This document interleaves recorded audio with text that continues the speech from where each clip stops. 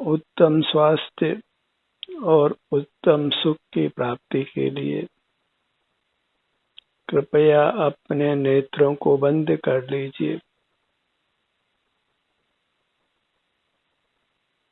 सुख बाहर नहीं है, अपने में ही है, इसलिए बाहर देखना अनर्थकारी है, दुखकारी है। इंद्रिय द्वारों को बंद करिए। कुछ विचार भी नहीं करना है, किसी का स्मरण भी नहीं करना है, बस अपने सन्मुख रहना है। सीधे अपने से सुख प्राप्त करिए।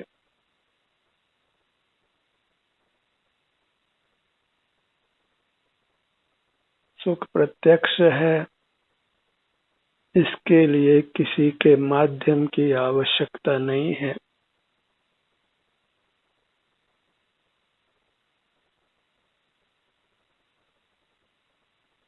कोई विषय का सेवन करना नहीं है, अपने सेवन से ही उत्तम सुख की प्राप्ति होती है।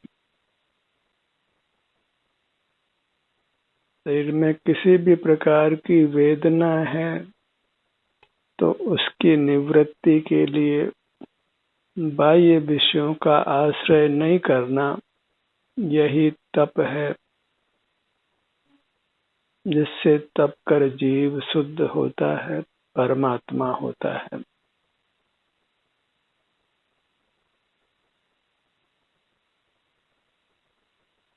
अपने सन्मुख होने पर पूर्वबद्ध कर्मों का यदि ताप हो, दुख भी हो, तो उसको सहन करना है। बाह्य पदार्थों का आश्रय नहीं करना है, अन्यथा कभी भी बाह्य पदार्थों की पराधीनता से मुक्ति नहीं होगी। जिस भी पर पदार्थ का हम सेवन करते हैं वह हमारी आवश्यकता बन जाती है, हम उसके अधीन हो जाते हैं। स्वाधीन होना है तो किसी भी पर पदार्थ का सेवन नहीं करना है। यदि हमें पर पदार्थों का ही सेवन करना है तो स्वाधीन होने की, मुक्त होने की, सुखी होने की भावना छोड़ दीजिए, चाह छोड़ दीजिए। अपने अनुभव से ही उत्तम सुख की प्राप्ति होती है। तो जहाँ हम पर की सहायता लेते हैं, पर के सन्मुख होते हैं, पर का सेवन करते हैं, वही पराधीनता होती है। फिर बार बार हमको उसका सेवन करना पड़ता है। हम हमारे में हुई तकलीफ को स्वाधीनता से केवल सहन कर लेते हैं, तो फिर हम पर पदार्थ की पराधीनता से मुक्त हो जाते हैं।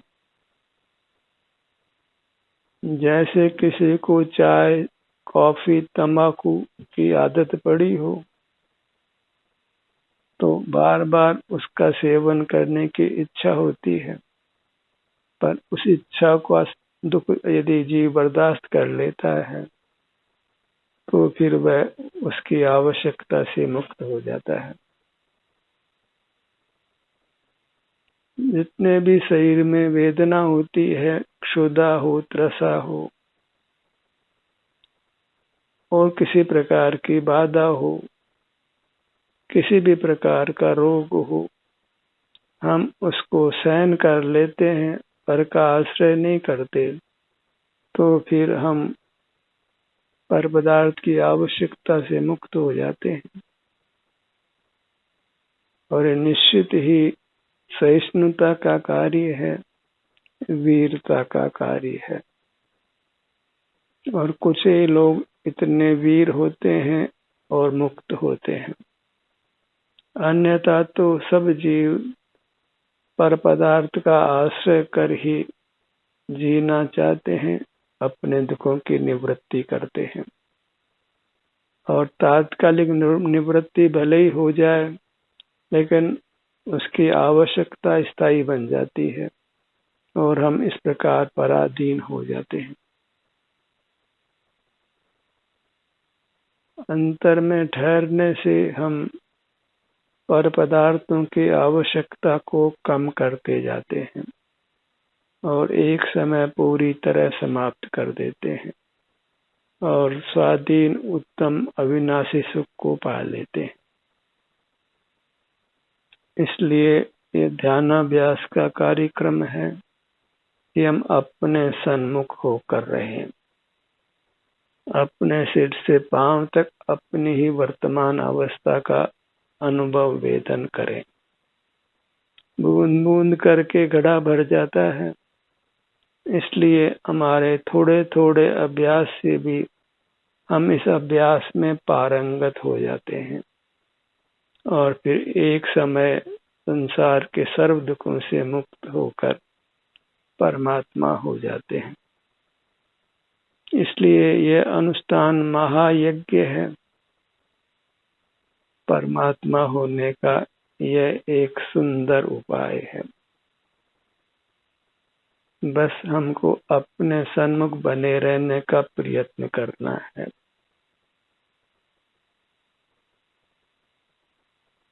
सुनना बस प्रेरणा मात्र के लिए है, अपने से जुड़ना वह स्वाधीन है। स्वाधीनता से ही आप अपने से जुड़िए, अपने सिर से पांव तक अपनी मूर्त के सन्मुख रहिए और यह मूर्त ही आनंददाता होने से आपका परमात्मा है। पर परमात्मा की आराधना से कुछ सिद्धि नहीं है, क्योंकि उसमें पराधीनता है, परोन्मुखता है, अपने स्वरूप से च्युति है। सुख से ही हम दूर जाते हैं। अनादि से ही जीव पराधीन रहा है और धर्म के नाम पर भी वह पराधीन ही होता है, क्योंकि उसको उपदेश भी पराधीनता का ही मिलता है। स्वाधीन जीव तो मुक्त हो जाते हैं, वे उपदेश देने के लिए धरती पर रहते नहीं हैं। इसलिए स्वाधीनता का इशारा पाकर ही आप स्वाधीन हो जाइए। उपदेश की कामना करना वृथा है। अपने भीतर से ही स्वोन्मुख रहने की प्रेरणा जगाइए और फिर स्वोन्मुख रहिए। अपने ध्यान को अपने मध्य भाग पर लाइए, central point of our spiritual body. इसको कोई सबटल बॉडी कहता है।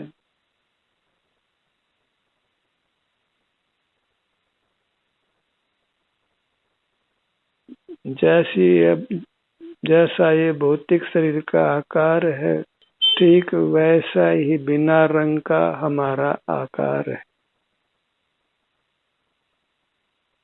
जैसे ट्यूब में जो हवा भरी होती है उसका आकार ट्यूब जैसा होता है, तथापि वह हवा दिखाई नहीं देती है। वैसी स्थिति हमारी है।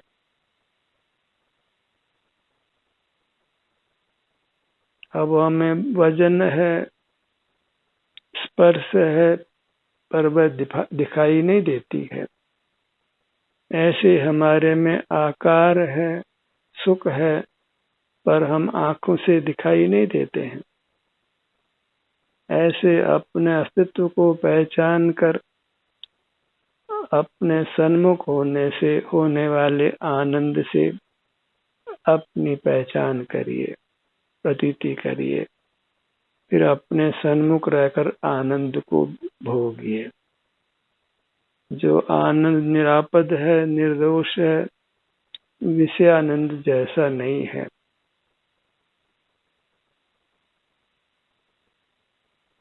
पेट के भाग पे आकर पेट के आगे पीछे आने को महसूस कीजिए।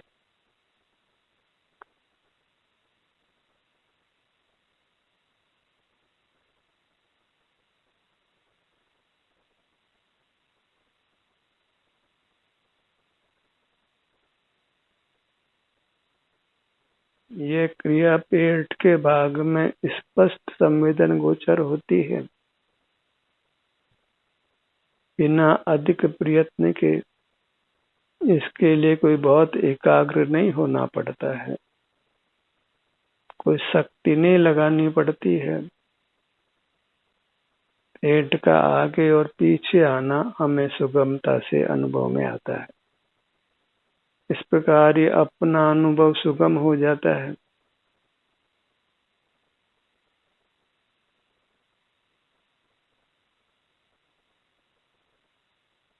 अब अपने उन स्थानों पर जाइए जहाँ कुछ वेदना है, वेदना अनुभव में आती है।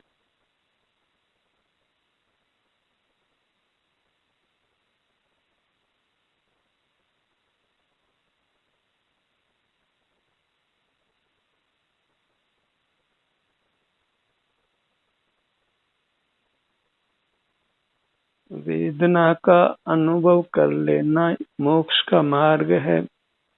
प्राय ऐसा उपदेश प्राप्त नहीं होता है, पर मार्ग का तो यही स्वरूप है, क्योंकि वेदना को भोग कर ही हम तत्संबंधी कर्म से मुक्त होते हैं, और कर्मों से मुक्त होना ही सुखी होने का उपाय है।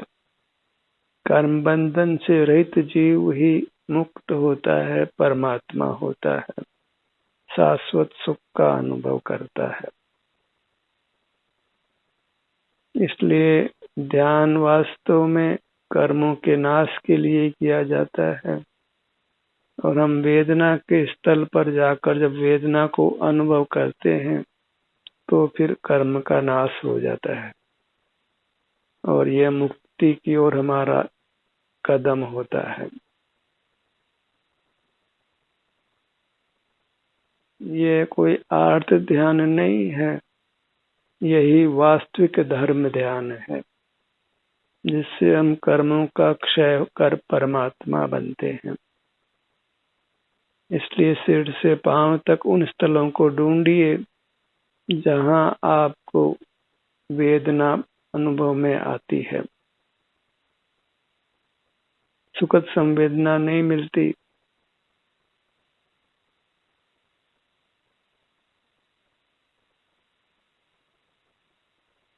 और उसका अनुभव करके तत्संबंधी कर्म से आप मुक्त होइए।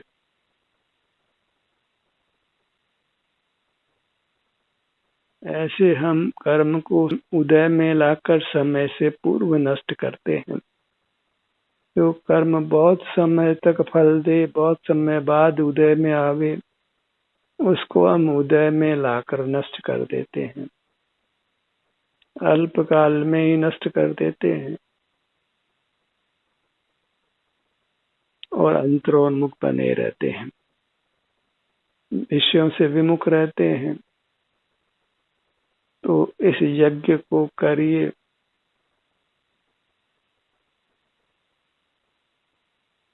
इस यज्ञ में आप कर्मों को ही होमते हैं, भस्म करते हैं, इसलिए इसको ध्यानाग्नि कहते हैं। अंतरोन्मुख वेदना के स्थलों पर जाकर उस वेदना का अनुभव करके कर्मों को भस्म कर दीजिए, और अपनी अमूर्त काया को परिमार्जित कीजिए, शुद्ध करिए, परमात्मा बनाइए।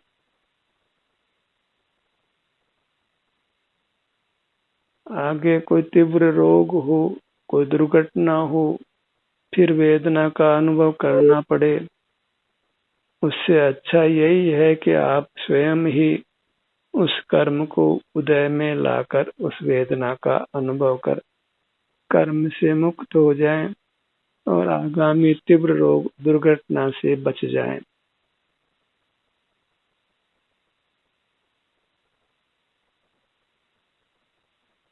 और जब अंतरोन्मुख होते हैं तो आप पाएंगे कि किन्हीं भागों में संवेदना सुख रूप नहीं है,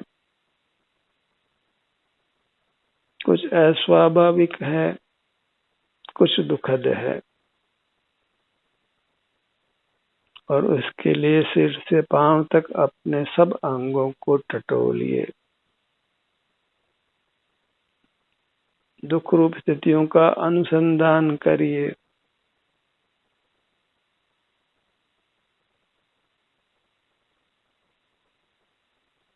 इसी को ध्यान रूपी तप मानकर इस काम को रुचि के साथ करिए।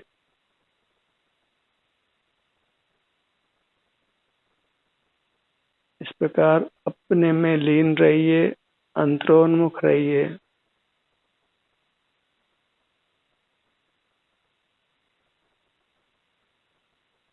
इसमें बस आपका ध्यान बड़ी सुगमता से वेदना स्थलों पर ठहरता है, और जब इसको आप मोक्ष मार्ग मानते हैं तो सहज से उस वेदना को आप सहन करते हैं, और सहिष्णुता बढ़ जाती है। वैसे वैसे परतंत्रता मिटती जाती है, पर पदार्थों की आवश्यकता मिटती जाती है, और पर पदार्थों से ही दुख को मिटाया जाए तो फिर पर पदार्थों की पराधीनता कभी समाप्त नहीं होती है। सहिष्णु तो होना ही होगा, क्योंकि बिना सहिष्णु हुए कोई आज तक मुक्त नहीं हुआ है। कर्म के विपाक को जो कि हमने संचित किया है उसको तो सहन करना ही है। जैसे लोक में हम ऋण लेते हैं तो फिर ऋण को चुकाना ही होता है। जब कोई भी कर्म उदय रूप नहीं रहे, सबको भोग लिया जाए और हम कर्म रहित हो जाएं तो फिर हम प्रकट परमात्मा हो जाते हैं। हमारी ये काया परिमार्जित हो जाती है, फिर मूर्त काया का निर्माण नहीं होता, क्योंकि मूर्त काया का निर्माण वो बद्ध मूर्त कर्म के द्वारा ही किया जाता है। इस हमारी मूर्त काया की रचना किसी परमात्मा ने नहीं की है, हमारे द्वारा उपार्जित कर्म ही इस मूर्त काया की रचना करते हैं, हमारी बहिर्मुखता के द्वारा उपार्जित कर्म से। और उस उपार्जित कर्म को यदि हम पहले ही अंतरोन्मुख होकर भोग लेते हैं और भोग कर नष्ट कर लेते हैं तो फिर नूतन काया उत्पन्न नहीं होती, और हम मूर्त काया के बंधन से मुक्त होकर अपने स्वाभाविक शुद्ध सुख स्वरूप को पा लेते हैं और अनंत काल तक सुखी रहते हैं। अपने सीने के भाग पर आइए, हृदय स्थान पर आइए, और टटोलिए कि हृदय के स्थान पर कोई अप्रिय संवेदना तो नहीं है।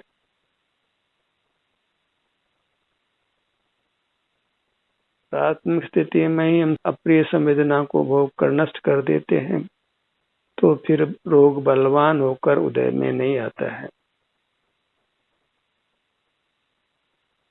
हर भाग में जाकर वहाँ जो भी सूक्ष्म से सूक्ष्म थोड़ा से थोड़ा भी कर्म है तो उसको उदय में लाकर नष्ट कर देना है, उसको वृद्धिगत नहीं होने देना है। हृदय स्थान पर आकर ठहरिए। जिस भाग के हम सन्मुख होते हैं उस भाग संबंधी जो बद्ध कर्म है वह फल देकर या नहीं फल देकर नष्ट हो जाता है।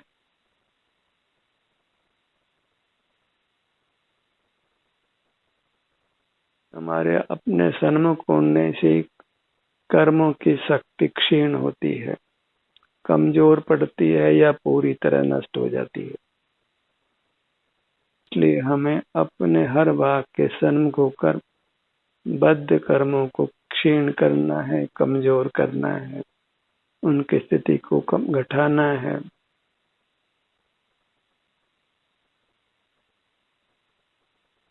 बद्ध कर्मों के नाश ध्यान से ही होता है, अंतरोन्मुखता से ही होता है। और उसी प्रकार जीव कर्मों का नाश कर परमात्मा होता है। सीने के मध्य भाग पर ठहरिए।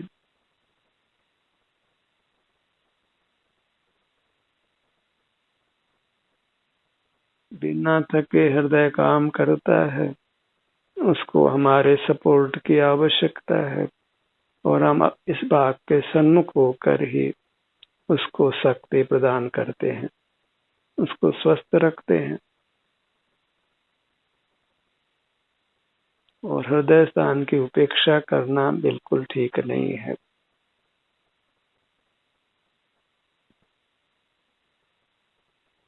नाभि और हृदय, ये दो स्थान हमारे धड़ भाग में हैं। इन दोनों को समय दीजिए। नाभि मंडल में, पेट में भी बहुत महत्वपूर्ण अंग काम करते हैं, इसलिए पूरे पेट के भाग को समय दीजिए। उस भाग के सन्मुख होकर उन सब अवयवों को स्वस्थ रखिए, सुखद रखिए।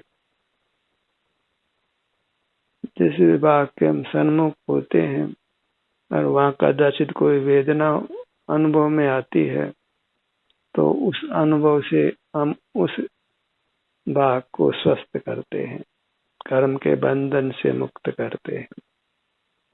बाहर रहने से कोई हमारा शरीर स्वस्थ होने वाला नहीं है, दिन प्रतिदिन अस्वस्थ ही होता है। इसी कारण से जीव वृद्ध होकर प्राणांत को होता है, अशक्त होता है, रोगी होता है। यदि हम अपने ही सन्मुख रहें तो फिर हम वृद्धावस्था को, रोगों को, दुख वेदना से अपने आप को मुक्त रख सकते हैं और समाधि की स्थिति में ही आयु पूरी कर उत्तम गति को प्राप्त कर सकते हैं।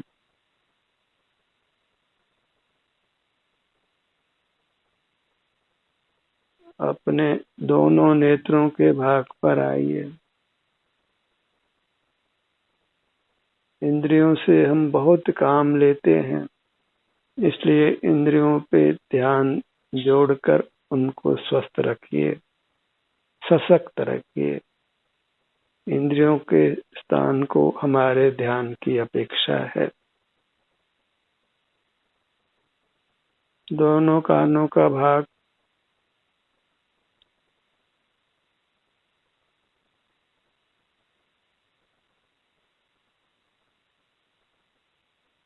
कहने को तो हम कह देते हैं कि शरीर का साधन रखना, केयर करना, पर वह अपने विभिन्न अंगों के सन्मुख होने से ही, वहां के सुख दुख दशा का संवेदन करने से ही उन अंगों की भली भांति संभाल होती है, रक्षा होती है रोगों से, वेदना से, दुखों से। अपने नासिका भाग पर आइए, घ्राणेन्द्रिय का स्थान।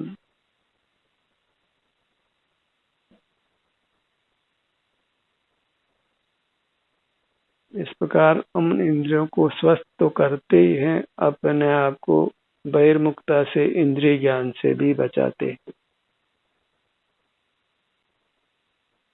अपने ध्यान को अपने जिह्वा भाग पर लाइए।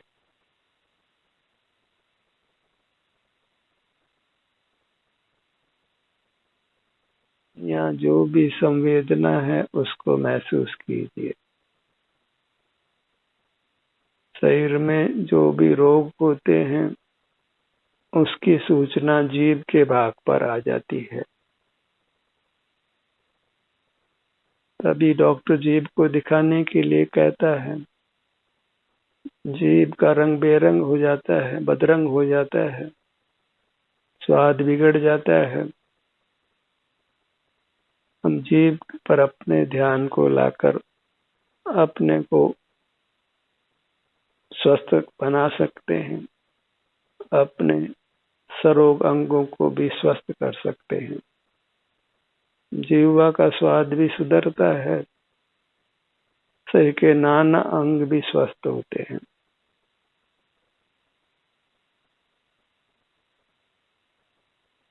स्पर्शन इंद्रिय का विस्तार पूरे शरीर में है, तो सर्दी गर्मी की बाधा से बचना चाहते हैं तो फिर अपने पूरे शरीर से युक्त रहिए। पूरे शरीर पर अपने ध्यान को बारंबार फैलाइए, तो सहज ही सर्दी गर्मी की पीड़ा आपको कम अनुभव में आएगी। इसलिए सिर से पांव तक बारंबार अपनी दृष्टि को फैलाइए, तो सर्दी गर्मी से बचने के लिए बाह्य साधनों की आवश्यकता कम होगी और धीरे धीरे पूरी तरह समाप्त हो जाएगी। ध्यान का सत्र यही समाप्त होता है। आपकी सहभागिता के लिए धन्यवाद।